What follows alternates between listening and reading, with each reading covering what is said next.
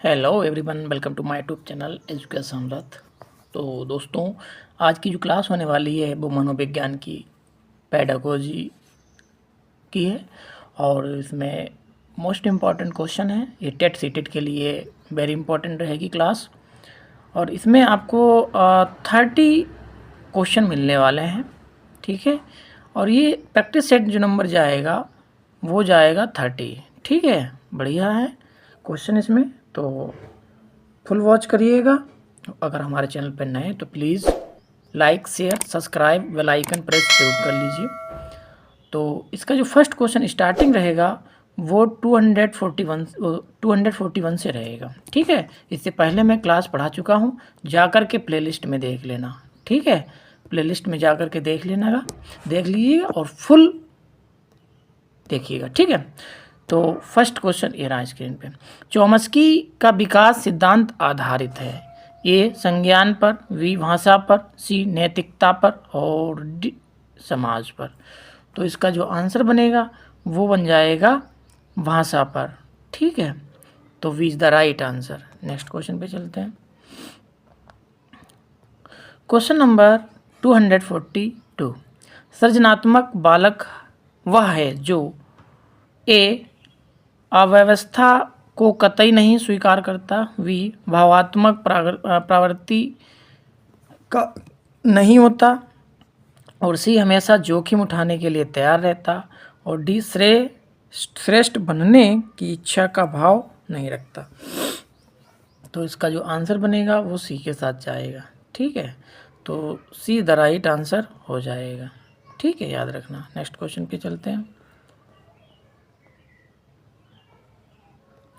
निम्नलिखित में से किस मनोवैज्ञानिक ने व्यक्तित्व भिन्नताओं की उत्पत्ति के आनुवंशिकता की भूमिका को सर्वाधिक महत्व दिया है?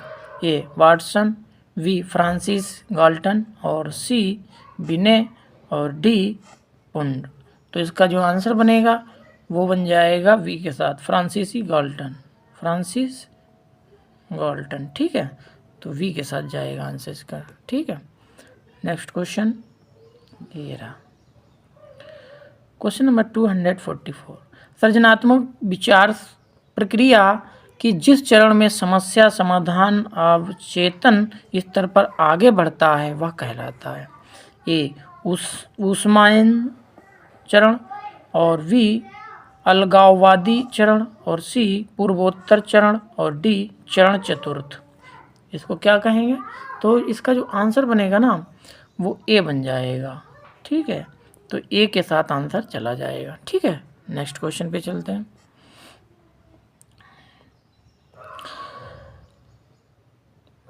मंडल चित्रों में उत्तम निर्देशन होते हैं क्योंकि ए इससे शिक्षण का काम सरल हो जाता है, बी इससे ज्ञान का विस्तार होता है और सी ये कल्पना शक्ति का विकास करते हैं, डी उनमें लंबाई चौड़ाई ऊंचाई तीनों दिखाई देती है।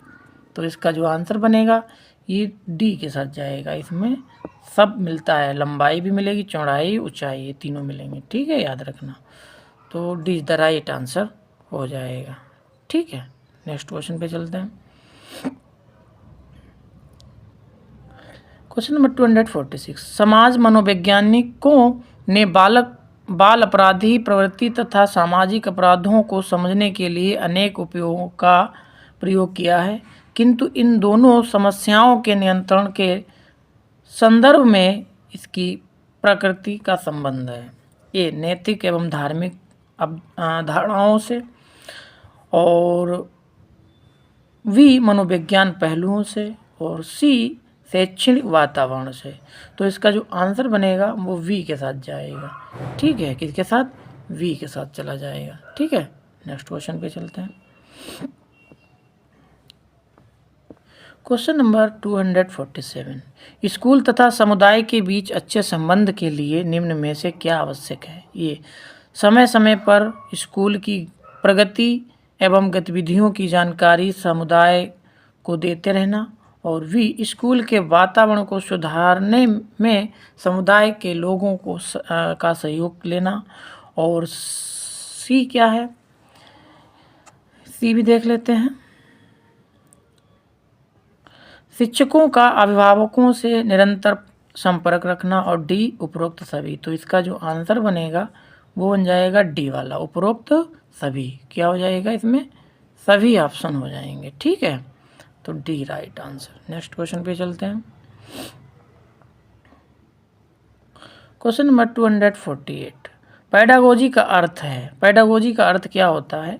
ये विद्यालय में निर्धारित समय सारणी, वी विद्यार्थियों को पढ़ाने की कला और विज्ञान, सी विद्यार्थियों के निष्पादन को जांचने की विधि, और डी कक्षाओं में शिक्षण का पर्यवेक्षण।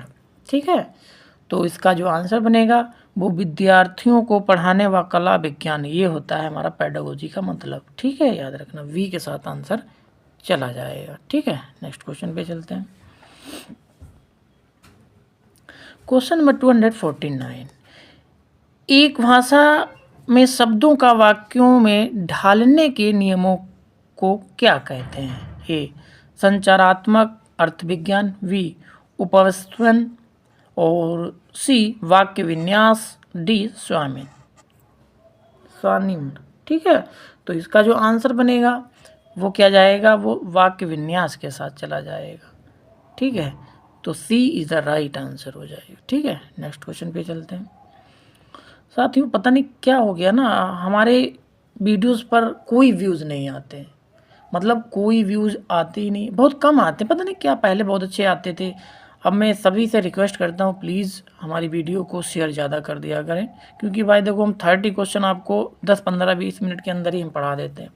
ठीक है, तो कहीं ना कहीं इसमें भी मेहनत होती है, तो आप प्लीज़ इसको सपोर्ट कर दीजिएगा।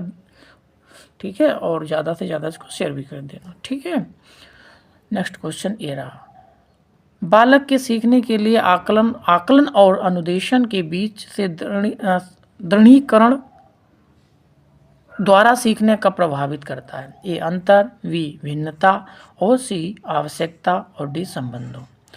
तो इसका जो आंसर बनेगा, जो आंसर इसका जाएगा वो डी के साथ चला जाएगा। ठीक है, D is the right answer. Next question पे चलते हैं। एक मिनट, इसका आंसर क्या था? ठीक,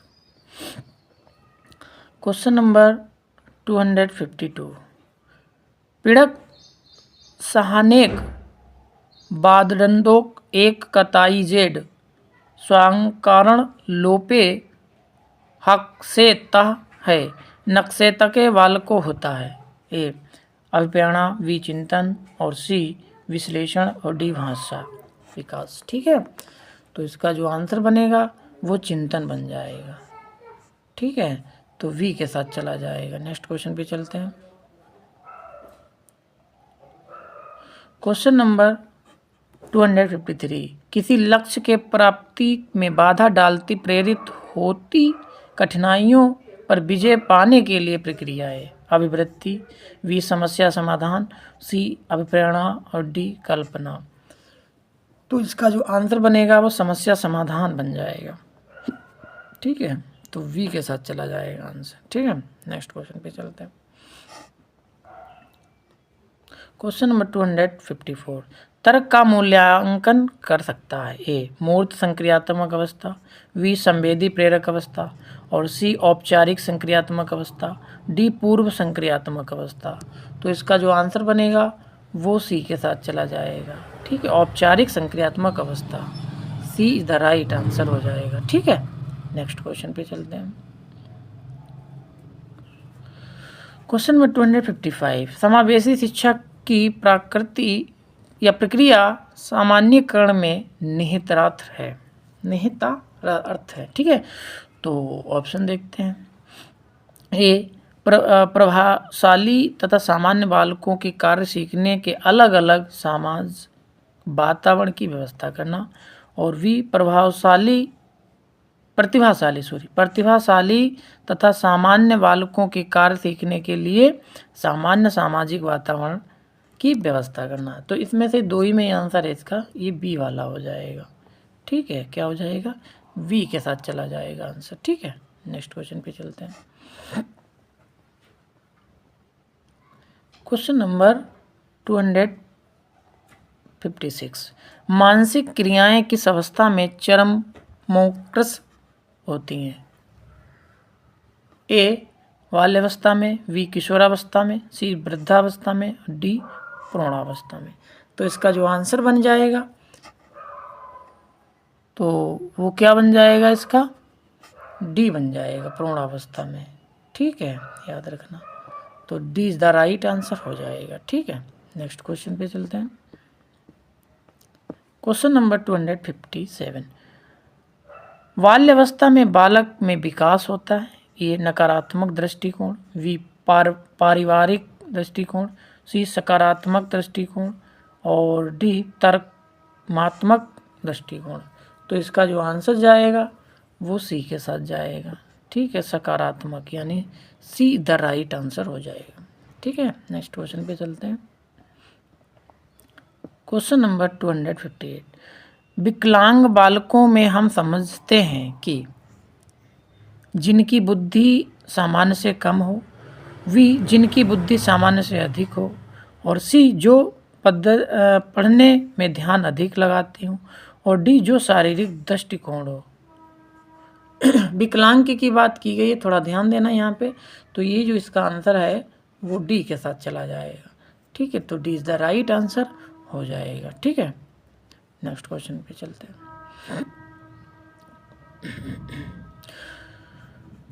एक स्कूल में भागने वाले बालक के अध्ययन की सर्वाधिक उपयोगी विधि है। ये सर्वेक्षण विधि, वी प्रयोगात्मक विधि, सी केस स्टडी विधि और डी प्रश्नावली विधि। तो इसका जो आंसर जाएगा वो जाएगा केस स्टडी विधि। ठीक है, तो सी के साथ चला जाएगा answer. C is the right answer हो जाएगा। ठीक है, नेक्स्ट क्वेश्चन पे चलते हैं। Question number 260। प्रयोगात्मक विधि।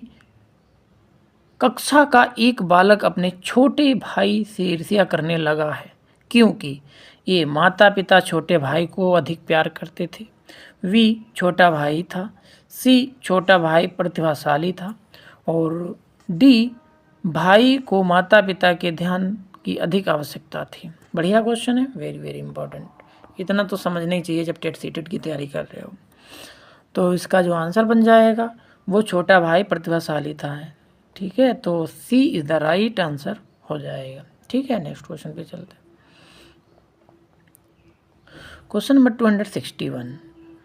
शिक्षा मनोविज्ञान का विषय क्षेत्र नहीं है। ए खेलों का प्रशिक्षण, वी शैक्षिक मूल्यांकन, और सी सीखने की प्रक्रिया, डी व्यक्तित्व का व्यवस्थापन। ठीक है, तो इसका जो आंसर जाएगा वो वी के साथ जाएगा, शैक्षिक मूल्यांकन। ठीक है, तो B is the right answer हो जाएगा। ठीक है, नेक्स्ट क्वेश्चन पे चलते हैं। Question number 262। शिशु के संवेग होते हैं। शिशु के संवेग होते हैं। ठीक है, ए स्थिर और स्पष्ट, वी अस्थिर स्पष्ट, और सी अस्थिर एवं अस्पष्ट, और डी स्थिर एवं अस्पष्ट। तो इसका जो आंसर जाएगा वो जाएगा स्थिर और स्पष्ट। ठीक है, तो ए के साथ चला जाएगा। तो ए इज द राइट आंसर हो जाएगा। ठीक है, नेक्स्ट क्वेश्चन पे चलते हैं।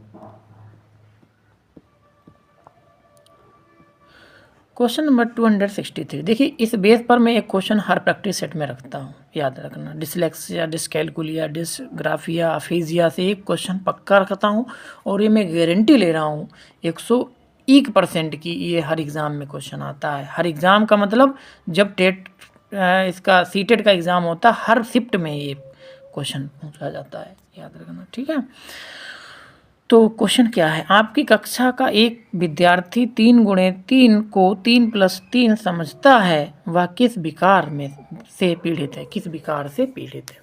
ए डिसप्रैक्सिया, वी डिसकैलकुलिया, और सी डिसलेक्सिया, और डी अफेजिया। तो इसका जो आंसर जाएगा, देखिए ये जब गणित की बात करें, मल्टीप्लाई या फिर प्लस या फिर माइनस, ठीक है, इनकी इस तरीके से बात करें तो डिसकैलकुलिया, यानी कैलकुलिया कैसे लन रखोगे, कैलकुलेटर से मैथ लगाते हैं, है ना, सॉल्व करते हैं, जोड़ गुणा भाग घटाना जो भी, ठीक है। तो कैलकुलेटर से याद रखना, डिसकैलकुलिया, डिसकैलकुलिया, तो B is the right answer हो जाएगा, ठीक है। नेक्स्ट क्वेश्चन पे चलते हैं। क्वेश्चन नंबर 264, किस प्रकार के बालक में मौलिकता का गुण पाया जाता है? ए सृजनशील बालक में, बी प्रतिभावान बालक में, सी पिछड़े बालक में, और डी मंदबुद्धि बालक में। तो इसका जो आंसर जाएगा वो सृजनशील बालक में, ए के साथ चला जाएगा, ठीक है। ए इज द राइट आंसर हो जाएगा। नेक्स्ट क्वेश्चन पे चलते हैं। क्वेश्चन नंबर 266, परंपरागत शिक्षा केंद्रित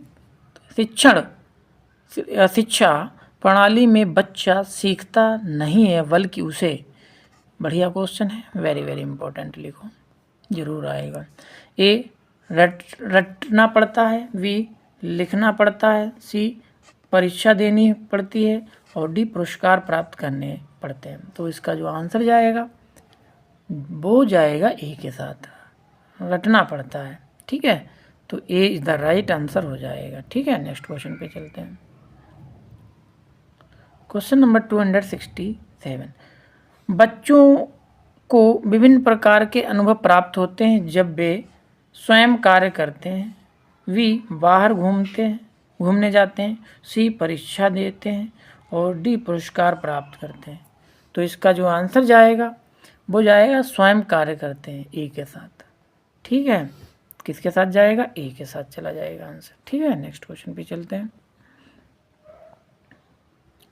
क्वेश्चन नंबर 268, चरित्र एवं नैतिक मूल्यों के विकास को प्रभावित करने वाला प्रमुख तत्व है। ए बुद्धि का प्रभाव, बी विद्यालय का प्रभाव, सी माता पिता की आर्थिक स्थिति, और डी पड़ोस का प्रभाव। बढ़िया क्वेश्चन है, वेरी वेरी इंपॉर्टेंट, लिखो भाई, छपेगा जरूर एग्जाम में।